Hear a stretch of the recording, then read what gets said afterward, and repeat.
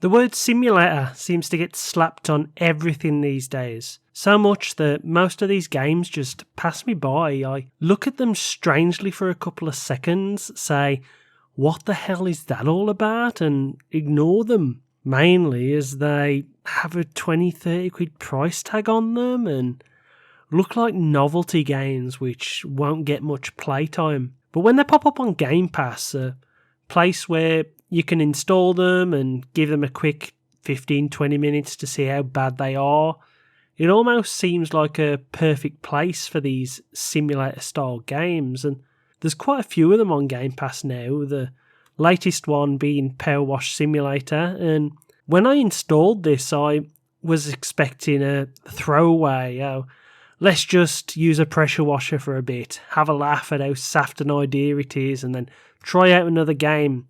30-minute adventure, in and out. That's how the gag goes, right? Well, 14 days later, after playing it non-stop, finishing the story mode along with the extra maps, it would probably surprise you to learn that I not only adored everything about this game and its addictive gameplay, but this might be my game of the year for 2022, as it was that great of an experience. See, Power Wash Simulator, like Ron Seal, is exactly what it says on the tin. You have just bought a pressure washer along with a filthy van, and you decide to clean it, and after getting some contracts, slowly go across town cleaning everything in it. You clean vehicles, houses, gardens, kids' play areas, and later on pyramids. The game is entirely in first person, and you just switch on your hose and clean stuff. That is it. There's nothing more to the gameplay. Point the hose at the dirt until it's clean. But when it is clean, you get this satisfying ping, and those pings, like an M1 Garand, happen across various sized areas, big or small, until you've fully cleaned the entire vehicle or area. Soon as it's done, you get back in your van and drive on to the next filthy thing to clean that. It's as simple as it sounds, but it's a strangely satisfying and addictive experience. I saw someone on Facebook compare this to an adult colouring book. You come across a filthy mud-filled area. Imagine that's like a blank black and white page with a picture on. And then your hose is your crayon. You do a little area at a time, going in between the lines, and the satisfying ping is that area done. Then you slowly colour in the whole picture. And what also helps is the items you wash here are mostly all bright and sparkly primary colours. Your van is bright baby blue, the skate park has blues, reds, creams and greens, the playground has purples, yellows, blues, reds and greens, and they slowly all start to emerge on every hose stroke, leaving something beautiful in its wake. And I got addicted to uncovering the filth and seeing everything in its colourful glory. That's what she said, eh? Stupid innuendo aside, this game is something very special, and it's not just because it's a simplistic adult colouring book where you spray a power wash hose and then move on. The company here did something most other simulators don't bother to do. They implemented a charming little story that has twists and turns in it, all happening in the background whilst you're washing certain items that can seemingly interweave in and out of each other, and you slowly start to uncover this greater narrative that leads to a somewhat satisfying conclusion as you end up saving the blooming entire town from a volcanic eruption with the help of a time-travelling alien who have crafted a pyramid in the past covered in all your previous power wash jobs that's now filthy, and once cleaned will shoot a bright blue beam of light which will stop the magma from exploding and killing everyone. As it turns out, the mayor has sold the land to a very rich benefactor before he did a runner on his yacht that you cleaned up for him earlier. The rich benefactor is digging for vast riches along with shooting laser beams from his expensive private plane at the volcano, and it's up to your cleaning to stop him once you realised what is going on and how you inadvertently caused it by cleaning all the equipment, and you not only save the day in the end, saving the entire town of Muckingham and discovering you have either stolen the mayor's cat, who has now had kittens, or she has been hiding in your van for a very long time. And when you say it out like that, it seems absolutely bloody dumb, right? But it's the story that has charm to it, and it is always running in the background via text messages you receive whilst you're doing the jobs, and so you ignore them at your own peril, really. Even the mayor's cat I spoke about that pops up in your van at the end with kittens, she's missing from the start of the game. You actually see her in your very first job, which is cleaning out a garden. There is text messages from various people talking about her disappearance and claims that she has been kidnapped, so he will vote in somebody else's favour or will sell certain lands to certain people. And there are even missing posters of the cat all over lampposts or on your van, and it's really great show don't tell storytelling as you begin to piece everything together. There's some monks who I believe are getting their land stolen. They are pagan, I think, and so people believe they are killing all the animals as sacrifices to get back at the mayor. They egg the mayor's house at one point, and one of them gets run over by the stupid, jealous, helter-skelter fairground owner, and whilst they are recovering, muck from the farm completely covers all their temple, and it's sort of murky on who's done it, as it might have been the mayor's or the rich man's lackeys. There's a woman who lives in a shoe with loads of kids who text you random stuff like going for a poo, texting you back 10 minutes later once they are done telling you all about it. There's a gingerbread house owned by a former bank robber who is meant to be lying low but really wants to tell everyone about his crimes in third person. I think his former partner in crime now runs the tree house, which has giant footprints around it, and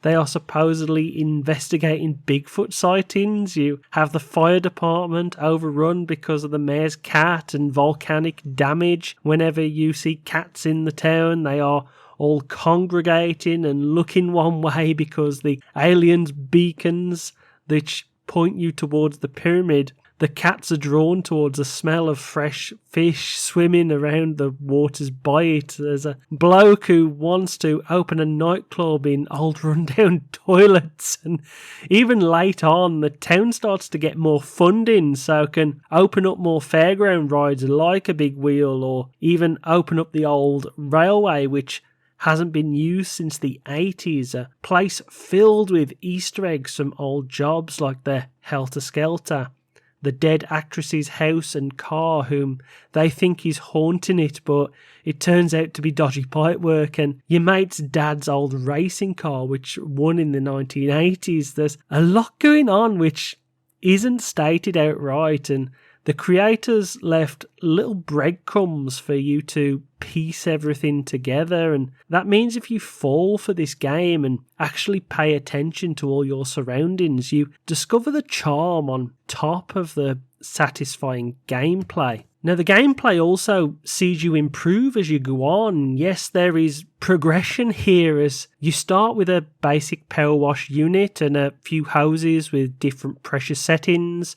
Each of them have different colours, white, green, yellow and red, which means they release more pressure, removing tougher grimes and stains. Half the time you'll just be using the yellow or green, but on metal areas you'll need to use the red one to remove rust, or you use the soap system. See, there are some other nozzles you can unlock. There's the turbo one, which is like the red except it spins around. I tended not to use that as I preferred having full aim control. There's a triple nozzle which is 3 reds attached to each other and so spray very harsh bursts of water over a longer area. And then there is the soap nozzle which lets you utilise soaps that cost extra but get the job done faster. The metal soap I found to be very, very useful, especially on the vehicles, as It removes more of the rust and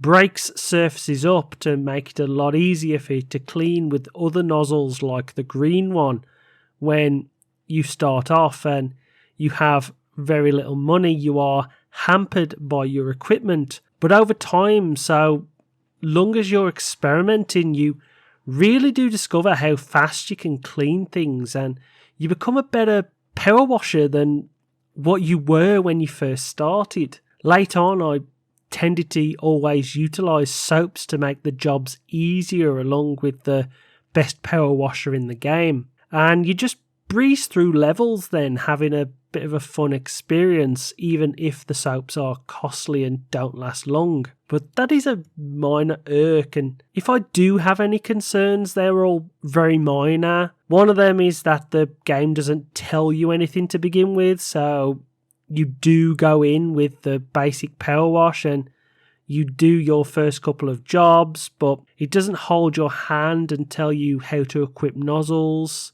extensions, or the soaps. I remember when I unlocked my first soap and extension and I struggled around the menu system on the console. The menu is very basic and minimal, and so it can be hard to navigate on the Xbox at first. The game doesn't explain anything. You have to equip everything yourself. It doesn't go on when bought. Well, it didn't for me anyway at the time, and you have to equip the soaps into the machine. I was caught spraying for ages with a soap nozzle, and because I hadn't put the soap on it, nothing was happening, and I didn't understand how to swap it out at first when they ran out either, as there was no prompt on the screen.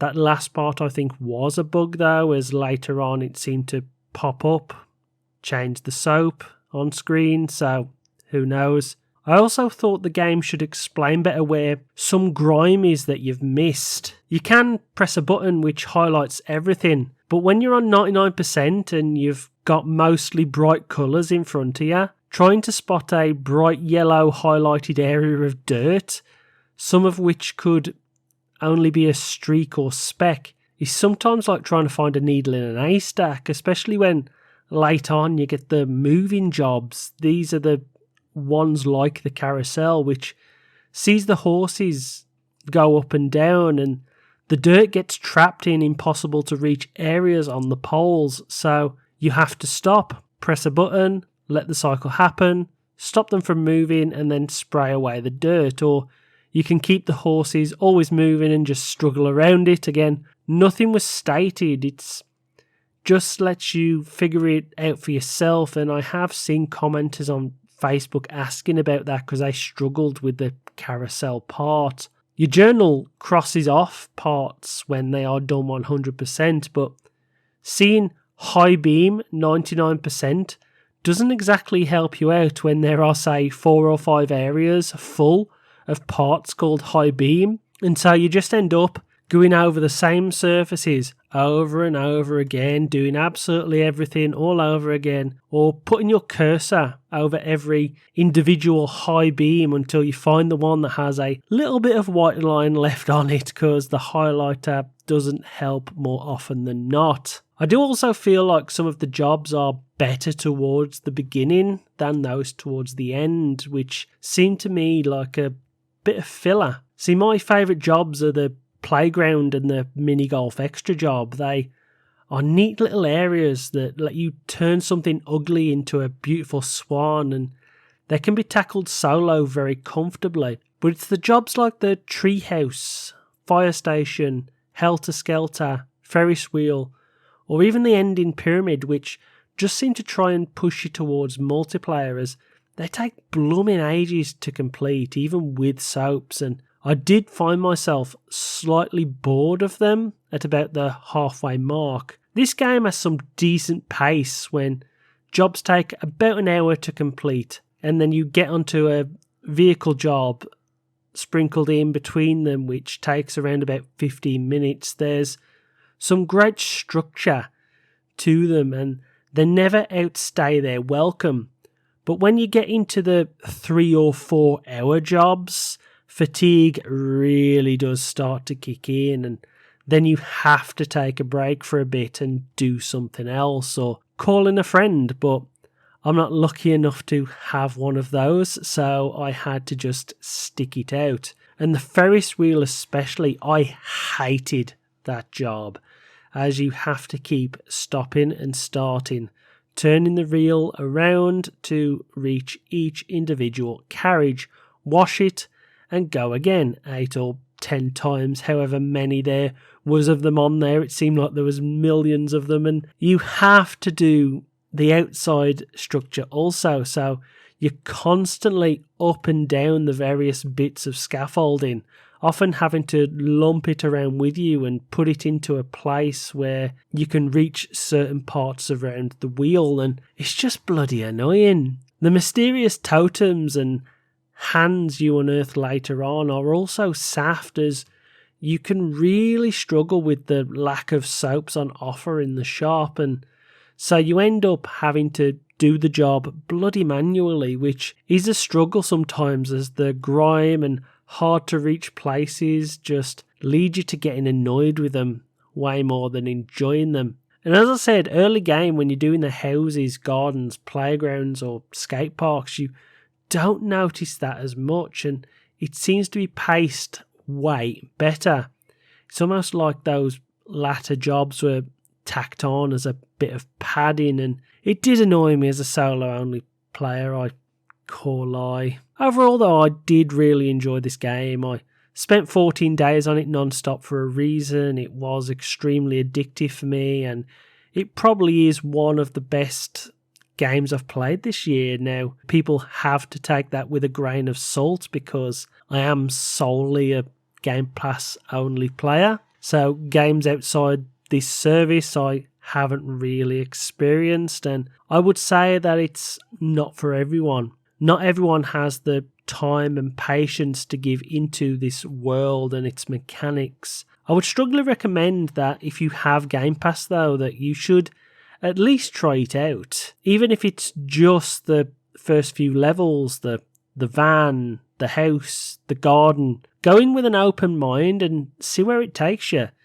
It's by far the best simulator game I've played. There's a few others on Game Pass I want to talk about. One is okay, the others are a bit naff, and they might come in future, so keep an eye out for those videos. But please like the video and subscribe, and if you want to hear my thoughts on other Game Pass games, please watch this video here. Thanks for watching.